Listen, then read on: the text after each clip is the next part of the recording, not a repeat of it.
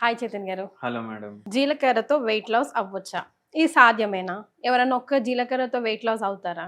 ఎందుకు ఇట్లా మోసం చేస్తారు అని అడిగే వాళ్ళకి మీరు చెప్పే సమాధానం. నేను జీలకర్ర తోటి వెయిట్ లాస్ అవుతుంది అని చెప్తా. మోసం అనేసి చెప్పేటోళ్ళు 100 మంది ఉంటారు. మళ్ళా నేను టర్మరిక్ తోటి వాటర్ తోటి మళ్ళీ దాని తర్వాత మన గరం మసాలా తోటి కూడా వెయిట్ లాస్ అవుతుంది అని చెప్తా. వినేటోళ్ళు ఏం చెప్తారు, అరే ఈడు అబద్ధం చెప్తుండు అని అంటారు. నేను హోమియోపతి మందులతోటి వెయిట్ లాస్ అవుతుంది అని చెప్తా. అరే వీళ్ళు ఏంది ఇట్లా చెప్తారు, ఏం తగ్గింది, నేను 10 రోజులు వాడినా, నేను 15 రోజులు వాడినా, నేను నెల రోజులు వాడినా అని చెప్పేటోళ్ళు ఉంటారు. మీ కోడి చెప్తా నేను, దాల్చిని చెక్కతోటి వెయిట్ లాస్ అవుతుంది, జీలకర్ర తోటి వెయిట్ లాస్ అవుతుంది, సోంపు తోటి వెయిట్ లాస్ అవుతుంది. ఇట్లా ఎన్నో రెమెడీలు ఉన్నాయి.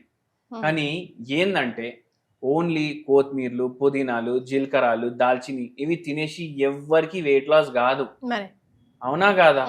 నేను ఎక్సర్సైజ్ చేయ, జంక్ ఫుడ్ తింటా, నాకు వారానికి 5 సార్లు బిర్యానీ కావాలి, 3 సార్లు పిజ్జా కావాలి, 2 సార్లు బర్గర్ కావాలి, 5 సార్లు మైసూర్ బజ్జీ కావాలి.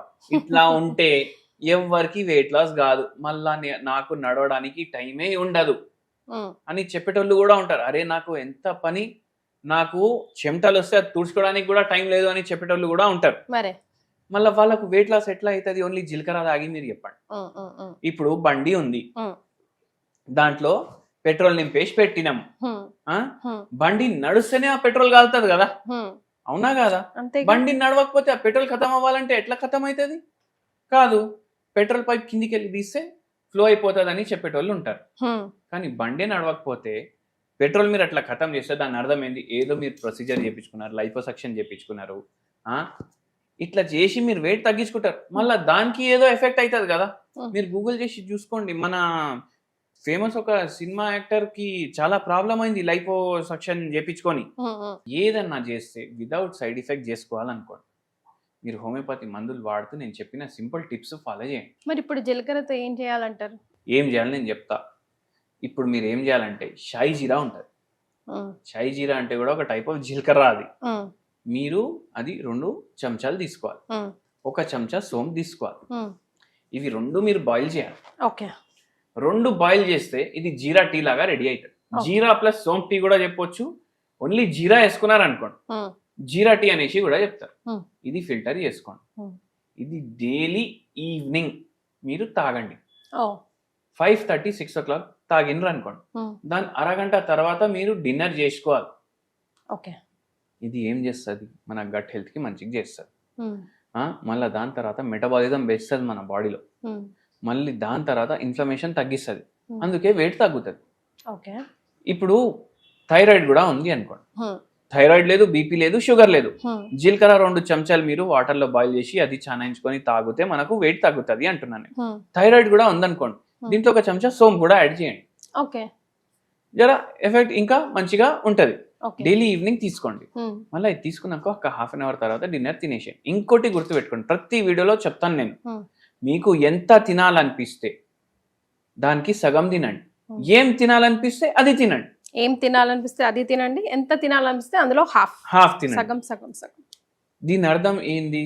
రోజు బిర్యానీ అంటే నడవదు, ఇంట్లోనే వండుకోండి. ఇంట్లో శుభ్రంగా హైజీనిక్ గా తక్కువ నూనె వేసుకొని వండుకొని తినండి. ఫ్రైడ్ ఫుడ్లు ఎక్కువ ప్రిఫర్ చేయకండి. గులాబ్ జామ్ తినాలనిపిస్తే సగమే తినండి. నాకు 5 తినాలనిపిస్తుంది, 2.5 తింటా, 10 తినాలనిపిస్తుంది, 5 తింటా అని కాదు. స్వీట్ అంటే సగం, వాడు చేసి ఇచ్చిన సైజ్ ఏదన్నా, గులాబ్ జామ్ అన్నా, కాజు కత్లీ అన్నా, ఏదన్నా సగం తినండి. హోమియోపతి మెడిసిన్ ఎలా హెల్ప్ చేస్తాయండి మనిషి బాడీకి? ఇప్పుడు ఒక పేషెంట్ కి 140 kgs ఉండే మేడం, ఆ పేషెంట్ కి థైరాయిడ్ ఉంది, షుగర్ ఉంది, బీపీ ఉంది, అన్నీ ఉన్నాయి. ఆ పేషెంట్ కి హోమియోపతి మందులు మేము ఇసుకుంటా, ఆ పేషెంట్ కి సేమ్ హోమ్ రెమెడీ కూడా చెప్పినాం. ఆయనకు 2 ఏండ్లు పడ్డది, ఆయన 60 కిలోలు తగ్గిండ్రు. 60 kgs తగ్గిండ్రా అవుట్ ఆఫ్ 140. My God. కానీ ఆ పేషెంట్ డెడికేషన్ కి మెచ్చుకోవాలి. నేను సగం తినమంటే ఆయన తినే దాంట్లో కూడా మళ్ళీ సగం చేసిండు ఆయన. ఎందుకంటే ఆల్రెడీ వెయిట్ చాలా ఎక్కువ ఉండే. అప్పుడు నీరసం రాదా చైతన్ గారు? రోజు తినేదానికన్నా తగ్గించి తింటే బాడీకి ఎందుకు వస్తుంది? నాకు చాలా మంది ఈ క్వశ్చన్ అడుగుతారు, మేడం ఎందుకు వస్తుంది నీరసం? మనం ఎక్కువ తింటే నీరసం అనిపిస్తుంది. మీకు సింపుల్ లాజిక్ చెప్తా నేను.